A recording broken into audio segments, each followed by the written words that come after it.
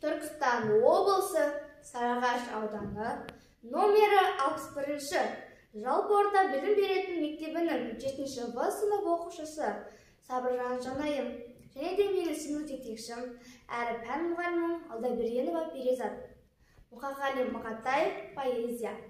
Поэзия, сен менімен дегізбедің, сен мені сезесің бе, неге іздедің? Алауратқан таңдардан сен іздедім, қарауытқан таулардан сен іздедім. Сен іздедім кездескен адамдардан, бұлақтардан, бақтардан, алаңдардан, шырақтардан, оттардан, жалаулардан. Сен іздедім жоғалған замандардан.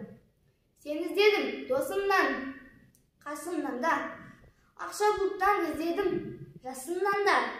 Сен дедім ақ нөсер ашылғанда, қызыл жасыл шұғыла шашылғанда, көкжиек пен көкжиек қосылғанда, махаббаттан іздедім сағыныштан, арманымнан іздедім алып ұшқан, сәттерімнен іздедім жаңылысқан. Сен іздедім жадырау жабығысқан, сен іздедім зеңбірек күрсілінен, күннен, түннен, гүлдердің бүршігінен, қуаныштан түршігу күрсінуден, жүректердің іздедім дұрыс тілінен. Сен іздедім сезімге у-шараттан да, сен іздедім минуттен сағаттан да. Сен іздедім іздейтін тағат бар ма? Сені маған егіз ғып жаратқан ба?